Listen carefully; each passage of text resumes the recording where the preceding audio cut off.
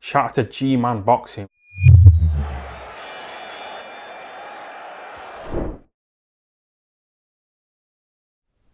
Alright, people.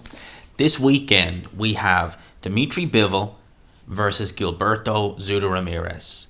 Now, this fight's come around a lot quicker than I thought. It seems like only yesterday they were announcing it, but it's come around now, and I'm really looking forward to this fight. I think this fight is it's probably one of the top 5 fights this year, but looking forward to. There's not been many fights to look forward to this year, in all honesty, in terms of big fights. But I think this is one of the bigger ones. I think this fight has all the potential to be cracking, and I can't wait to watch it. Will we do a watch along for it? See what kind of time wise we're at on Saturday, but for sure we're going to be discussing it at great lengths after. Now, I want to give my prediction. I want to talk about what I feel both guys need to do, what their best chance to win this fight is. I will give a pick after that. Before we start, I just want to say that a lot of people I've seen were instantly picking Dmitry Bivol, saying, if he beat Canelo, Gilberto Ramirez isn't going to give anything. It's going to be easy. I don't think anything could be further from the truth. I look at this fight and I almost think to myself, Ramirez stylistically may very well be a harder fight for Ramirez or for Bivol than Canelo, for several reasons. I mean, Gilberto Ramirez, for one, Canelo is being generous, very generous, 5'9". I'd say 5'8", maybe closer to 5'7". Canelo is not tall.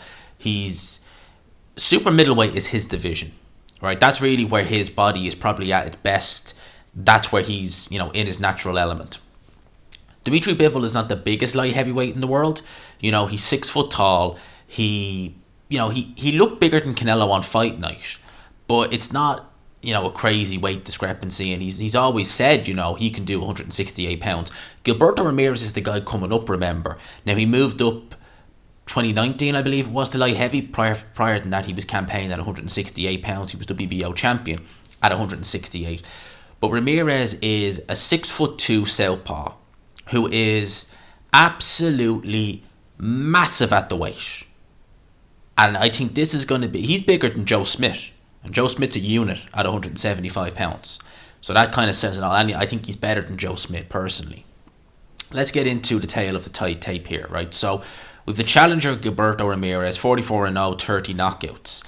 Now, he moved up against Tommy Karpency. That was in 2019. Prior to that, he won his world title of Arthur Abraham. That was on the undercard of Manny Pacquiao versus Tim Bradley 3. I think that might have even been the co-main. And Abraham had been champion for a while at this stage. He'd just actually come off a defence over Martin Murray.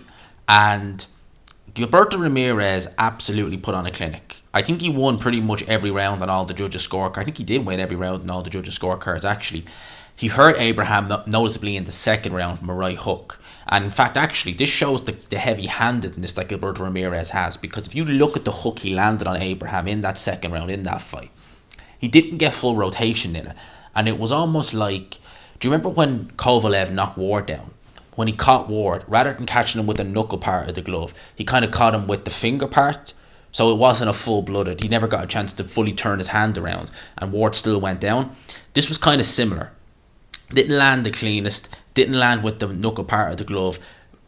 Abraham didn't go down, but he was buzzed. Which shows that Gilberto Ramirez... Because Abraham's always had a good chin. Always had sturdy whiskers. Which shows... I think he was only ever stopped once, and that was on an eye injury against... Stieglitz, I think his name was, Robert Stieglitz. They had a trilogy fight. I think they had more than actually 3 fights, actually. But anyway, that was when he won the world title.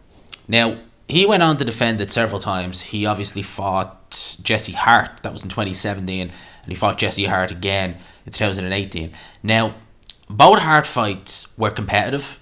The first fight, he actually had Jesse Hart down in the second round as well. He had him hurt bad, actually, in that. But in the 11th round, Jesse Hart hurt Gilberto Ramirez noticeably. But Jesse Hart never, Jesse, he ain't got a lot of heart. That's the word I'd use to describe him. He's a decent fighter, but just no real killer instinct, and, lacking in the heart department is Jesse Hart. He never picked up on the fact that Ramirez was buzzed a bit. Now, Ramirez was massive at 168 pounds. I remember it might have been his fight against Burkas, which was his first title defence. He weighed in at 168 pounds, top rank. It was on a Top Rank show. They had the weights on the night of the fight. So he weighed 168 pounds on the Friday. On the Saturday, he was 186 pounds. That was in the morning, so God knows what he weighed in the ring. So this was a big guy at 168 pounds, very big, you know. So you could see that his performances at super middle were starting to dip a little bit. You know, he wasn't really getting rid of these guys. When he won the title, he only had one stoppage win. In fact, actually, from 2014 all the way to 2018, right, which is when he moved up to 175 pounds, he only had 2 stoppage wins. The rest were all on points. Now, he beat guys like Maxim Vlasov, Derek Edwards, etc., but he was definitely not... He had power at the start of his career. He was getting a lot of guys out of there, but it seemed to diminish during his late run at 168 pounds, which kind of said to me that Gilberto Ramirez, I should say, was struggling a bit. Because once he's gone to light heavy, every fight's been a stoppage. Not the best opposition, has to be said. Carpensi, Yoneski Gonzalez, Sullivan Barrera. His last fight here against Dominic Bozell, that was back in May. Now, The Zone, who were broadcasting that fight, said reportedly now that Ramirez was 200 pounds on fight night. Crazy. I mean, if that's true, how did they do it? That's what I'd like to know. And how did they rehydrate so quick? They must be rehydrating intravenously, if that's the case. So definitely, because that's a massive amount of weight to be cutting. Now, let's contrast that to Dmitry Bivol. Dmitry Bivol 20-0 with 11 knockouts. His most recent win was against Canelo Alvarez. Since he beat Sullivan Barrera in 2018, that was in March 2018, all of his fights have gone the distance. Every single one of them. And Ramirez is... Or not Ramirez, I'm getting the names mixed up. Bivol is tremendously talented from a technical point of view. What he does in there is very sophisticated. You know, his footwork is amazing.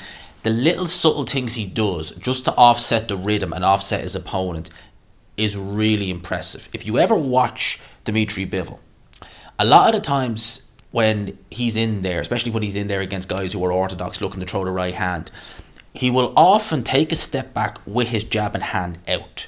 So when he does that, what he's doing by that is he's not just keeping a bit of distance between you and them, but he's offsetting you. So you're kind of having to try and get in on Dmitry Bivol whilst looking to get past that left hand, which is very, very, very smart. He's also very, very good at reading the movement of his opponents. So a good example would be in the Canelo fight. Canelo, whenever he was looking to launch an attack, especially when he was trying to get Dmitry Bivol up against the ropes, he was reading what Canelo was doing instantly. And Canelo, tremendous fighter, we all know that. When do you ever see Canelo go in for an attack and come out of the attack backed up against the ropes, having been turned by his opponent, and now Canelo is the one who's on the defense? It's very rare. He's so good at reading the movement of his opponent. His footwork is tremendous. His speed is also very good for a light heavyweight. I mean, at the end of the day, you're probably talking... Canelo was fought, cleaned out 168 pounds. I doubt that Caleb Plant, even Billy Joe Saunders, had the speed of Dmitry Bivol. Because I think Billy Joe's foot speed at 168 was greatly diminished, whereas Bivol's speed at 175 looked perfect. Looked so fluent. He really is a joy to watch. He's not the most entertaining to watch, that I will admit. You know, he's more a boxing purist, but if you look at what he's doing and you just want to admire the talent, he has talent in abundance. Now, what do I think about this fight and who do I think is going to win? Well, what I think, it's going to be different because let's just look at, real quick, Bivol's resume. Now, when is the last southpaw he's fought? Just roughly. It might be Sullivan Barrera. I think, no, Sullivan Barrera is orthodox. Just very seldom you see a Cuban who's not a southpaw. Chilemba, orthodox. Smith, orthodox. Gilberto Castillo, orthodox. Craig Richards obviously is orthodox. Umar Salav, orthodox. Okay, when's the last time he fought a southpaw? Trent, orthodox. This is interesting. Actually, I'm just we're learning stuff as we go along. Okay, the last time he fought a southpaw was Cedric Agnew, and that was way back. I think that was on the... Actually, that was on the undercard of Ward Kovalev too, the rematch. That was way back in 2017, 5 and a bit years ago. So this will be the first time that Dmitry Bivol has fought a southpaw in 5 years, and he's fighting a high level southpaw. Bear in mind, when he was fighting on the undercard of Ward Kovalev, he was coming into his own as a contender at that stage. His next fight was for a vacant world title, but nevertheless, it was still that you can't compare the two guys. I mean, they're miles apart in terms of their talent. Now, a lot of people feel what Gilberto Ramirez is going to do is going to look to use his size and apply pressure. He could probably pressure Dmitry Bivol a lot more effectively than Canelo can for several reasons. One, he's bigger. One, he's stronger. He seems to be able to pressure longer. You know, he's not like Canelo, who really needs... He has his attack, and then he needs to just kind of take a bit of time, go around the ring, worry about conserving energy. With Zurdo, it seems like he can do that a lot more. He's not having to worry about his gas tank. But remember, Zurdo Ramirez can box on the outside as well, and he's an ambidextrous fighter. So Zurdo can do it with both hands. Now, he primarily fights southpaw, but I think HBO even said that he is naturally a right-handed fighter, if I'm not mistaken with that he is naturally right-handed, I believe. So he can do it both ways. Now, we've never really seen him switch up his stances in fights, but potentially we may actually see it in this fight. And again, Zurdo can box at range, and he's actually quite good. His distance control, if you've seen some of the fights where he has used his jab, it's actually not a bad jab. He's good at picking shots to head and body. Now, likewise, Bivol is very good at reading shots to head and body. He's good at reading when the opponent's going to go to the body, and he's very good at offsetting the body attack. He did it against Canelo. He's done it against guys like Joe Smith. He's done it against guys like Jean Pascal. But what was a shot that, in the whole fight that he had with Joe Smith, what was a shot that Joe Smith was able to have minor spells of success with? It was the overhand right. Now, obviously, this is going to be coming from the southpaw stance from Zurdo, but he has a very, very good left hand. And I can see him, if he has his distance right and he's able to really measure Dmitry Bivol, he could have some success with a looping left hand. Wouldn't shock me if Gilberto Ramirez does decide to do that and maybe decides to incorporate little patches of pressure, because I think that if he starts pressuring and really trying to stick it on in between the boxing, if he kind of plays it, almost be like a tale of two halves in a round. If he's maybe starting the round off looking to just get into a jabbing match, because I do believe, correct me if I'm wrong, but he may very well have the longer reach. He does. He has the longer reach by 3 inches. So if he's looking to try and use his height and reach to maybe offset Dmitry Bivol a little bit, maybe when Dmitry Bivol is using his footwork to try and get in, he can actually break the construct of Dmitry Bivol by just, being the bigger, stronger guy. Because lest we forget, he's going to be the bigger, stronger guy in there. He's going to be absolutely... I think the weight discrepancy, especially against Bivol, it's going to be noticeable in there. I really do think that. I think we're going to really see... It's going to probably look like a big super middleweight going in there against a decent sized cruiserweight. I think that's genuinely what it's going to look like in terms of the weight discrepancy. It's going to be massive. All right. How is Dmitry Bivol going to offset that? Dmitry Bivol's footwork is tremendous. And I think it's something that many people don't speak enough about. His jab, his judge of distance is very good. But if you see how he is with his footwork, his balance is tremendous. He knows where he is in the ring at all times, and he's able to use his footwork to move and get his opponent into positions where he can hit them, but they're struggling to land shots on him. I think that's how one of the ways that Dmitry Bivol is going to be able to offset Gilberto Ramirez. And we see, again, especially against Jean Pascal. Jean Pascal, an older fighter, he knew a few veteran tactics. He was a little bit dirty in his fight with Dmitry Bivol, but whenever he would get close, Dmitry Bivol was able to shut it down. Whenever he was trying to get dirty, be rough with the elbow, Bivol was able to adjust. He was able to actually avoid the situation completely, almost in some cases, and he was able to get back onto his boxing and do what he wanted to do. One criticism I had about Dmitry Bivol going into the fight with Canelo was that we do have a tendency, or we did anyway, have a tendency for Dmitry Bivol almost to go into autopilot mode. The first few rounds, he would have a look at the opponent, he'd see what's in there in front of him, and he'd essentially go into autopilot mode.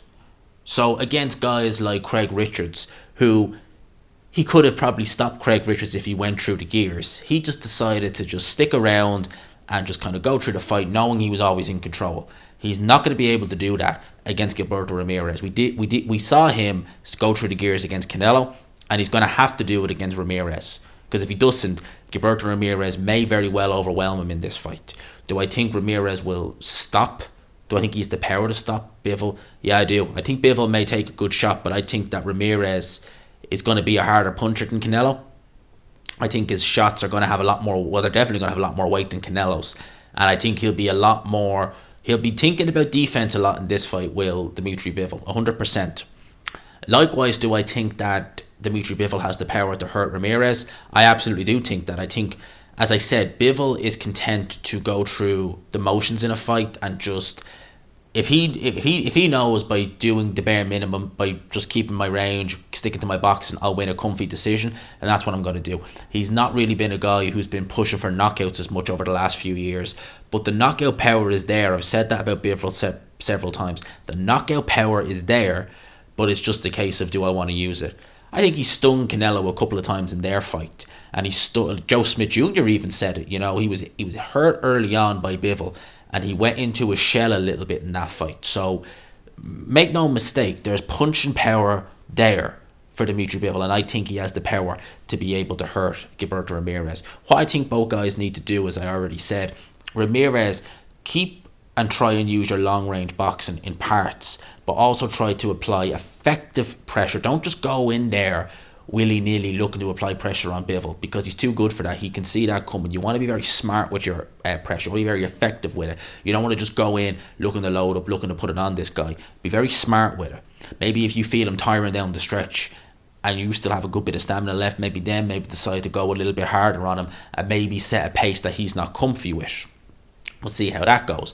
But that would be my advice for Gilberto Zurdo Ramirez. For Dmitry Bivol, it would be likewise. It would be use your jab, use your judge of distance, because you're a very good judge of distance. Try and offset Ramirez as much as you can. And if you can read his movements, which you did against Canelo, where you can actually switch him around to get him backed up against the ropes, I think you're going to have massive success. At the end of the day, he is going to be the bigger man, but it just means you've got a bigger target. You know, so you've got a bigger target in front of you. It's going to be harder for you to miss with your big shots. And a lot of the shots that Bivol throws when he really sits down on them, they can be very eye-catching. In terms of a pick, who I got to pick in this fight, I see Gilberto Ramirez as extremely live. If he wins, I won't be turning around saying upset. I'll be saying, you know, it could have went either way, to be honest with you, because I've said it once, I'll say it again. I've rated Ramirez for many years since I've seen him. The first time I seen him was against Vlasov, and that win aged a lot better now over the years. That was back in 2015. He fought Vlasov at 170 pounds, and I remember at the time him getting criticised by HBO for not performing well against Vlasov, as I said, but that win's aged a lot better. Now, seeing what Vlasov has gone on to achieve in his career, should have been a world champion, really. I think that the winner of this fight is going to be Dmitry Bivol. I'm going to go and say he's going to win this fight on a majority decision. I think that Ramirez will have enough success that some of the judges may actually decide to favour him. They might just, maybe the pressure, they'll decide it. But I think that legitimately Dmitry Bivol's going to win this fight. Legit. And I think that he's going to win it on point, probably majority decision, or very, very kind of 5 rounds to 7 unanimous decision. My pick for this fight is a win on points for Dmitry Bivol. I'd like to know what your thoughts in the comment section are. I'm really, really, really interested in this fight. I'm really looking forward to it. I can't wait to see it. I really can't. In Dubai, it's going to be interesting to see what the atmosphere is like over there. But in terms of fights that can be made, at the end of the day, if Dmitry Bivol wins this fight, I mean, he's beaten Canelo and he's beaten Zurdo Ramirez in a year. I mean, that's fighter of the year. That's fighter of the year as far as I'm concerned. That's brilliant work if he can do that, especially if he can do it convincingly. But I think he's in for a real, real tough night in this fight. It's going to be interesting to see what Canelo does with the winner. If Bivol wins, I mean, just on a postcard, would he take that rematch? I don't know. If Ramirez wins, again, depends how Ramirez wins, but that fight would be absolutely massive Cinco de Mayo weekend, May next year. It would be huge. 2 Mexicans, that would be huge. Arguably the best, the super middleweight, and you could make the case if Ramirez wins, would he be the best 175 pounder? Well, there's a certain guy called Artur Beterbiev who had something to say about that, but certainly top 2 in the division if he wins. Let me know your thoughts in the comments section below. I'm going with Bivol on points. Let me know your thoughts in the comment section below. Who do you have? Bivol, Ramirez? Let me know. Do you think that this fight is going to be as good as I think it'll be, because I think it's going to be a great fight. I really do. I'm looking forward to it massively. I can't wait for this fight. Let me know in the comments section. Smash the like button, people, if you could.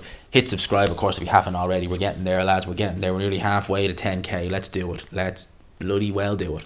For now, I'll talk to you, people. Peace.